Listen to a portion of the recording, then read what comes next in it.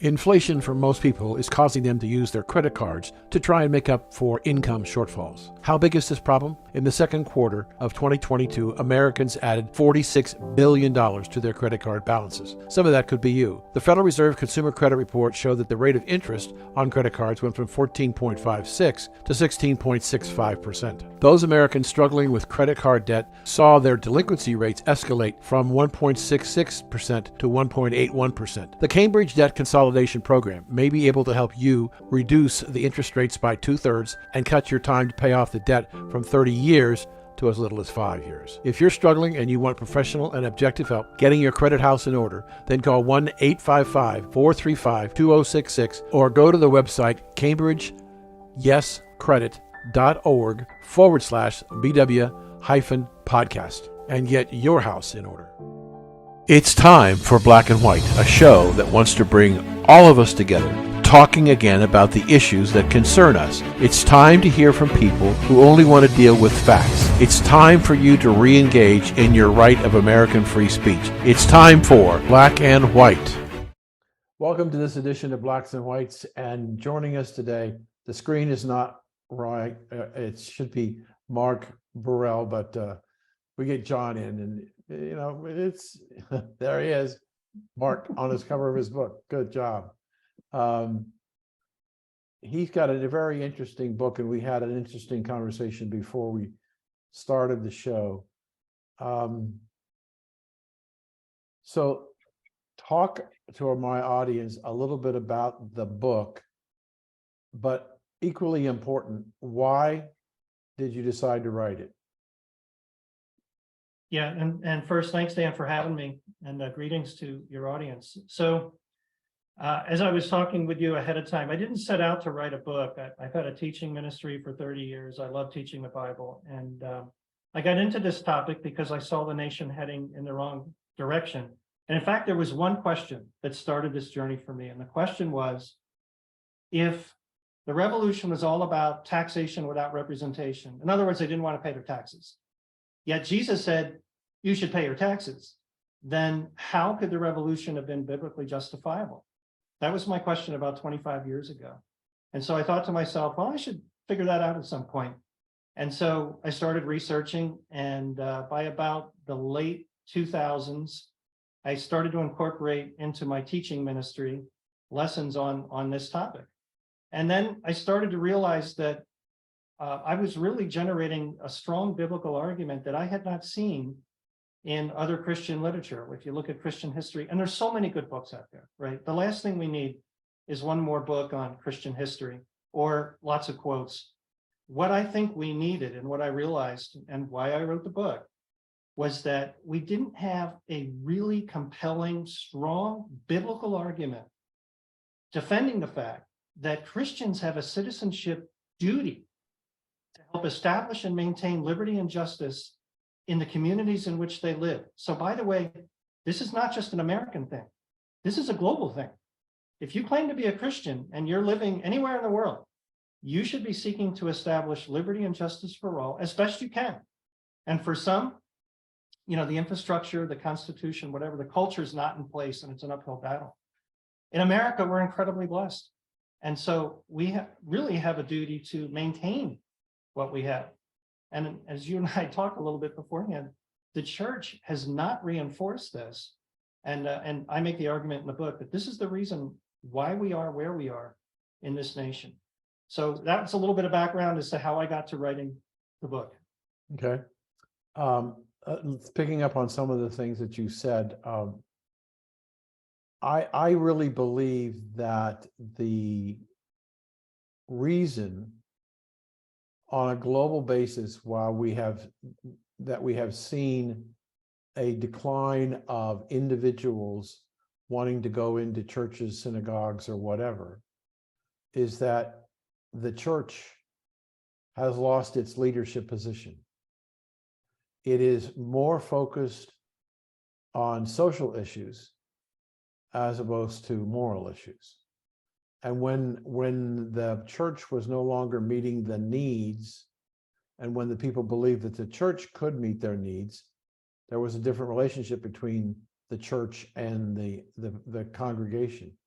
but that has deteriorated over decades. On a recent trip that I took with my wife to Europe, we went into France, and there are practically nobody going to the churches because you have to pay a tax to the state to go to the church. And so what's happening, young people are no longer getting married in the church. They go to the justice of the peace in a civil ceremony. So they start their married life, their commitment to each other, based on a civil ceremony with no real promise that they try to make. And that's happening in the United States. We see churches being closed all over the country, but it's because the churches no longer meet the needs of the people. And I think that the people desperately want to be led. The church is not doing a very good job of leading.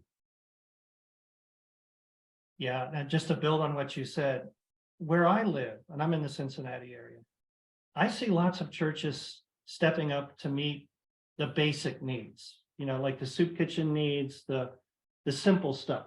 Mm-hmm. What I don't see, and I think you were poking at this, what I don't see is church leaders standing up and say, this is what justice looks like.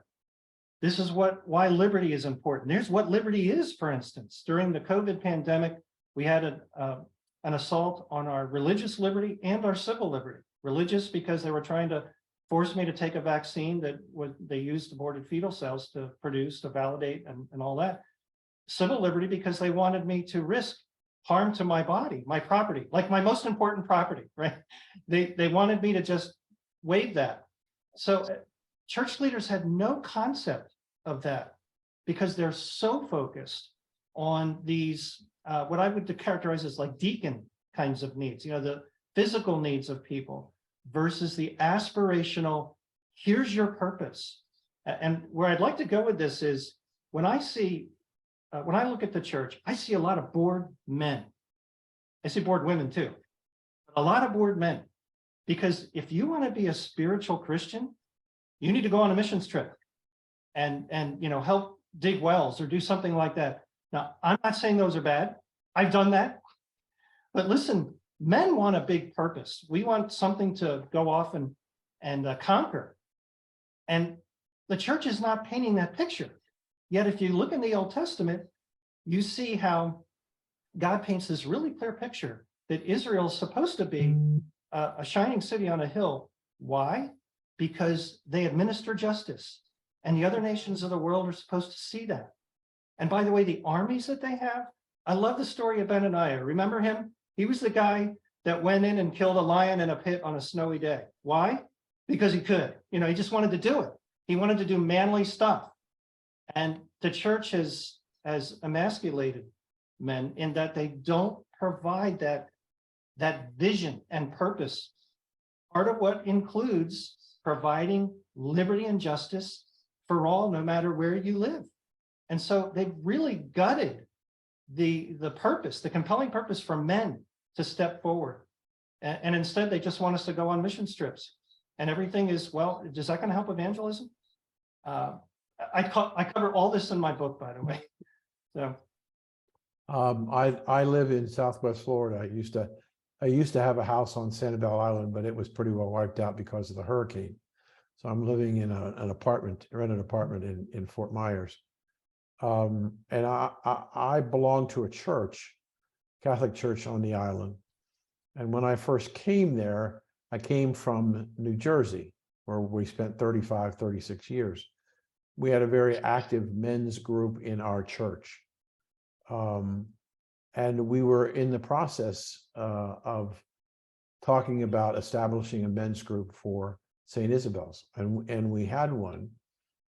And the first thing that happened, the first pushback we got, if you can imagine this, on doing the men's group was from the women's group. Why do we need a men's group? Why can't we come to their meetings? Why do we need to have men in a separate position? And that struck me, that the women would not want us to come together and pray as a group of men and do corporal works of mercy and and took on the abortion process in Fort Myers, and raised a lot of money, and did so in a fellowship basis where we began to know each other's men, because prior to that time, there was no connection of the men in the church.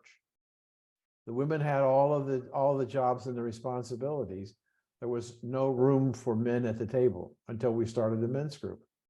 And so I'm in a new parish, and I was with them my first time, and I told them about some of the things that I've done in my life and what we did done more specifically at St. Isabel on the island. And this group has been around 35 years. And their mission at the moment is to sell coffee and donuts on Sunday morning after the 10:30 Mass.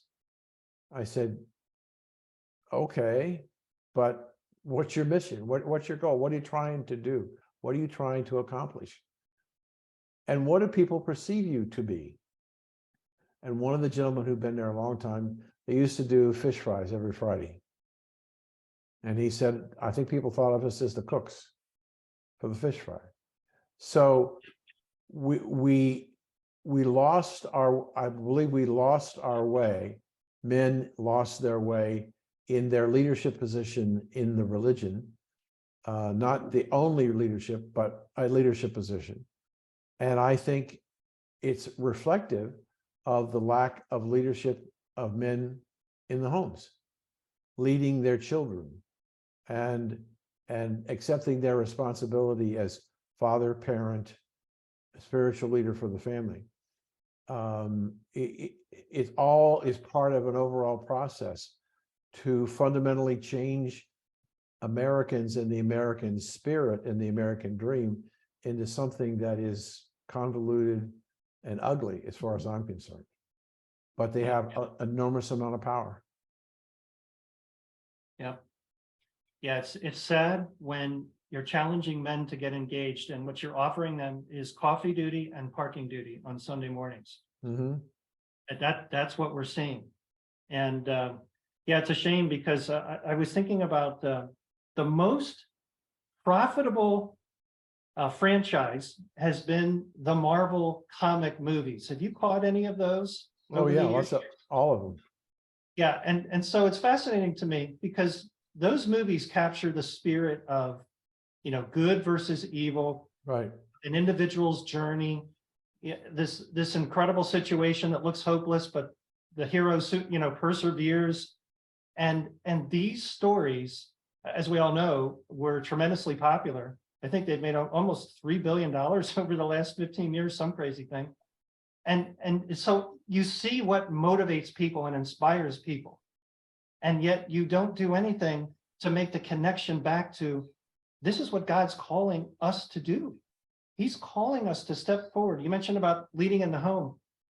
One of the things I do in the book is I describe what are the 7 principles for governing. Things like you start through a covenant through a mutual consent. The moral law is the guideline for all lawmaking. Any laws must be in harmony with the moral law. Punishment of the law, these very general principles. There's 7 of them. And one of the things I realized is about 5 years ago now, when I was putting it together, is that all of those principles apply in the home as well. I could package this whole book as how do you govern in your household? Because the principles are all the same. And if you think about it, they have to be the same, because what is a community or a nation? It's a combination of many families. And so the idea of a covenant relationship where you make a vow, that's what the founders did, by the way, when they signed the Declaration. Remember that the last paragraph, the language, appealing to the supreme ruler of the universe for the rectitude of our intentions, and then saying we mutually pledge our lives, our fortunes, and our sacred honor. I mean, these are lofty statements if you step back and think about them. Right. And the same should be true for a husband and wife at the altar, making a vow in a covenant relationship of marriage. And so it just permeates our society. There's so much to talk about here is really the point I make. It's a big subject. It's not this flanker issue at all. Well, we need to take a break, and we'll be back with Mark after these commercial messages. We'll be right back. We are Americans, male and female, from many races and cultures from all over the world. One thing above all else is we are patriots who protect our nation and defend, when necessary, our Constitution from attacks both foreign and domestic. Today, as American patriots, we must take back our country from those who want to destroy it and us. We must start by taking back our children and their education. Parents, not unions, should be in charge of our children's education. We must be sure that they are taught about the greatness of America and its people. Our children should not be indoctrinated with the belief that parents are racist and are evil and trying to destroy the world. As patriots, we must take back our country from foreign nations who want to destroy us and our way of life. Yes, as patriots, we want America to be first. We want an open and fair trade policy, energy independence, safe cities, and secure borders where we can grow and prosper as a nation of free people. Become an American patriot. Help take back America by voting Republican. Welcome back, and we're continuing our conversation with Mark. This is his book, Rediscovering the American Covenant, by Mark Burrell. What is the American Covenant? Yeah, so just this simple question is one that very few people know the answer to. And the answer is, it's our Declaration of Independence. And so if you ask the question, what's the most difficult thing for mankind right now, really or at any point in history? And it's always been, how do we live in peace with one another? That's always been the biggest problem for mankind. And so you ask the question, did God give us any help in that area? And the answer is, he gave us a lot of help. And it comes right after the flood, when we see that when a community is operating together with nothing more than their own conscience, it turns to, it doesn't go well. It's extremely violent. And so after the flood, you really have to ask this question, well, what's going to give us a reason to believe things are going to be any different? And so what God does in Genesis 9, he tells Noah, he says, I demand an accounting for the shedding of innocent blood. And he says, I demand 3 times, which should catch our attention, Dan, because where does God demand anything from us? He doesn't even demand that we follow him. But what he's telling Noah and everyone to come after, that I demand that you get a handle on this. And then he says a couple other things. He says, I want you to be fruitful. I want you to increase in number, and I want you to scatter. And so we have really clear direction on civil government, what it's supposed to do. But we don't know really how it's supposed to operate. We get the answer to that question through the nation of Israel. And when Moses is writing, really it starts in Exodus through Deuteronomy, we learn 2 big things. We learn the principles for governing justly, and I call out 7 of them in my book. And we learn the process to start a nation. And this is something that I discovered in the research that just floored me, because there's really 4 things you have to do. The first thing you have to do is appeal to God for help.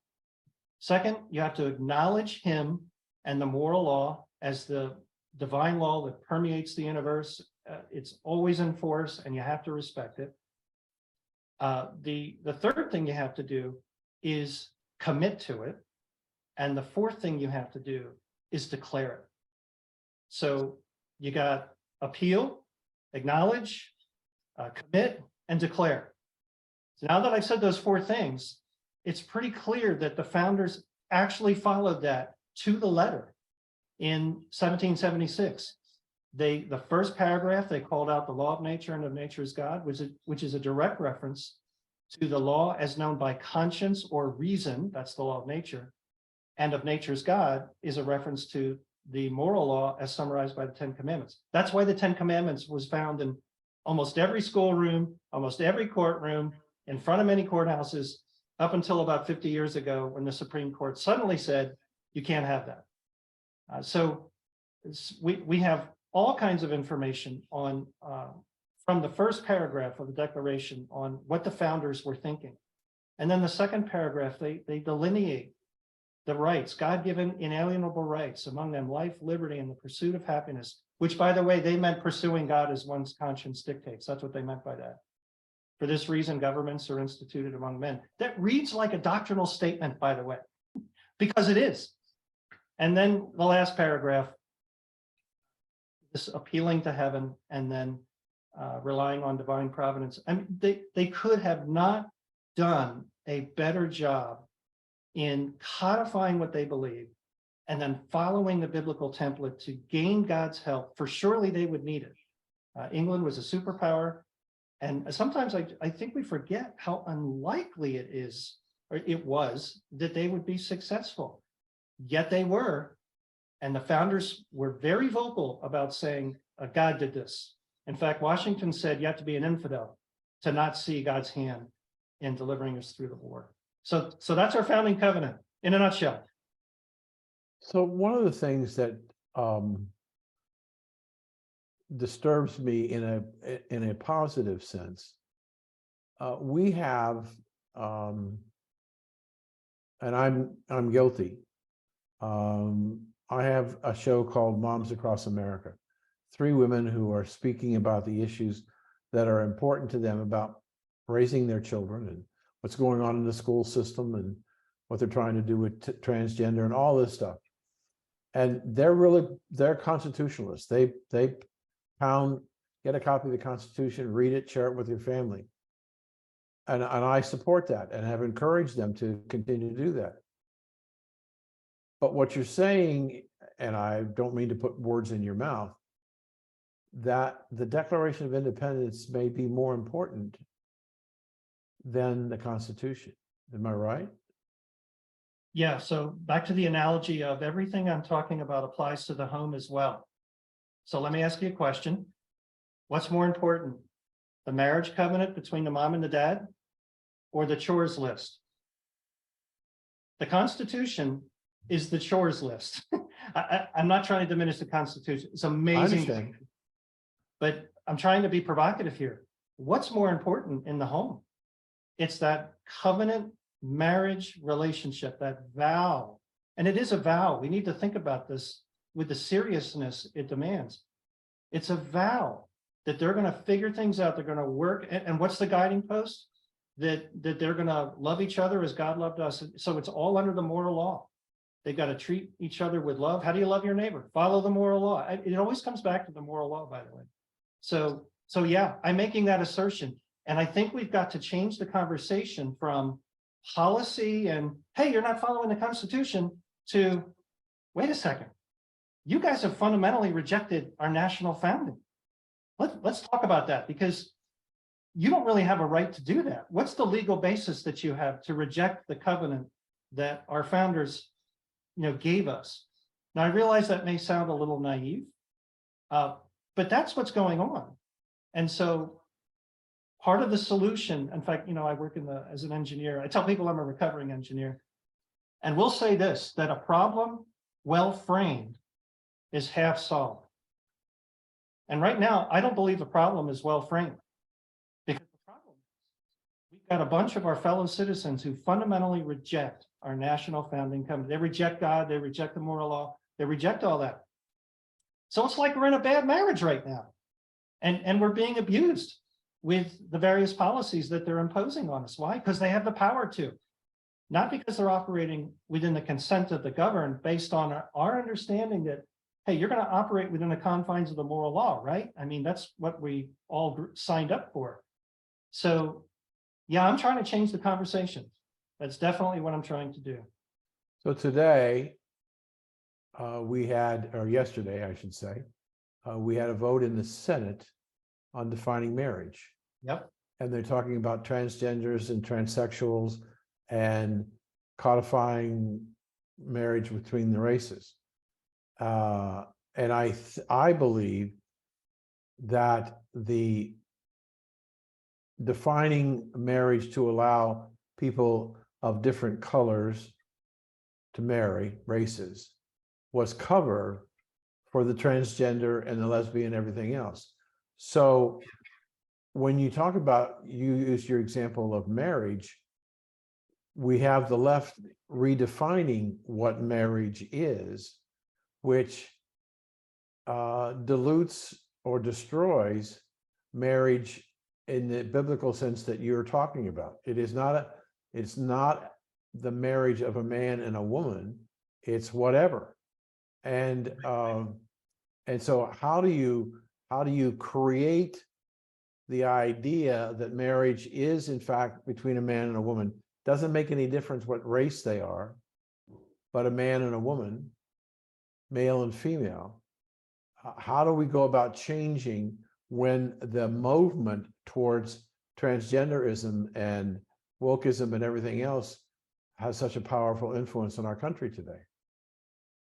So I'm so glad you asked that question.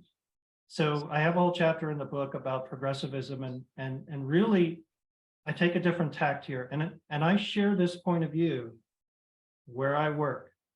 It's a corporate environment, and this is how I've successfully discussed it with my senior leaders. And this works. At least I haven't been fired yet. What I basically do is I go in and say, let's step back and look at what's going on here. You've got two worldviews. One worldview is based on the American founding, and I explain it.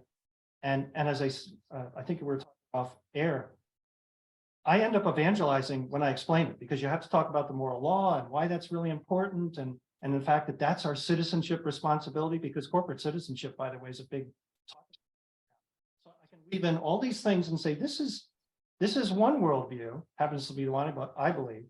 And then there's this progressive worldview. So you've either got the patriot worldview or the progressive worldview. And I basically just say, well, listen, if you're a secular progressive, then yeah, it makes sense that you can just change your gender. And it makes sense that you can redefine marriage, because you don't recognize it as an institution that God ordained. In fact, it makes sense that you can do whatever you want when you have majority power, rather than recognizing that civil government is an institution given by God. He expects to be done a certain way, So I basically just say, there's two worldviews here.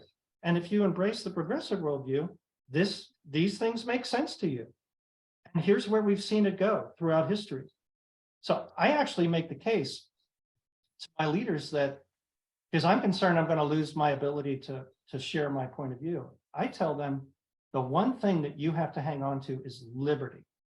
Because liberty is what allows you to have and share opinions. It's also what allows you to manage property so that you have wealth, so that you can buy our products. And so if our company is going to grow, liberty is a key strategy for do that. So I explain it that way. And at the end of the conversation, I've never had a problem. So I don't go in saying it's sinful, it's wrong, blah, blah, blah, blah, blah. I say, let's just understand what's happening. Two worldviews. Here's why, people are talking past each other. And you can tell by my nature, I'm an explainer. I mean, this is what I do. I just try and explain, well, yeah, this is why you think that's correct, but that's not in line with the founding. Here's why we have a problem. In fact, this is really we just don't burn buildings down as a result of it, but this is a really big deal. And I agree with you. They threw in the race thing to make it okay. Really, if that's okay, then why isn't polygamy okay? Why isn't man-boy love okay? I mean, there's no moral boundary. Right. You said when we were at break, you wanted a couple of minutes to talk about what do we need to do to try and change things. Here's your time. And I see the clock. Let me talk quickly. So at the end of the book, I make the point that Israel found themselves in this same predicament. They had a lot of bad kings, but they had a couple good ones. One was Josiah. Another one was Nehemiah, who went back and rebuilt the wall.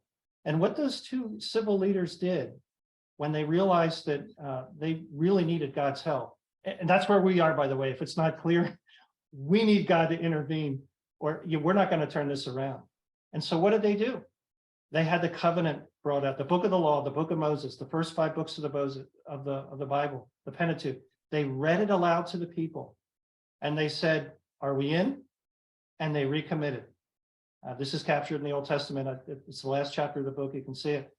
So I'm hoping to start a movement, Dan, where we actually recommit as a nation to our founding covenant. I'm convinced that's the only way to get God to intervene and help us turn things around. Another way of saying what you're talking about is we need to start reading. and we need to tell people what they need to read. There we go. That's what I said, putting out the book, Rediscovering the American Covenant by Mark Burrell. Thank you so much for your time today and your wonderful insights. And I'd love to have you back on again soon. Thanks, Dan. Sure thing. Thank you.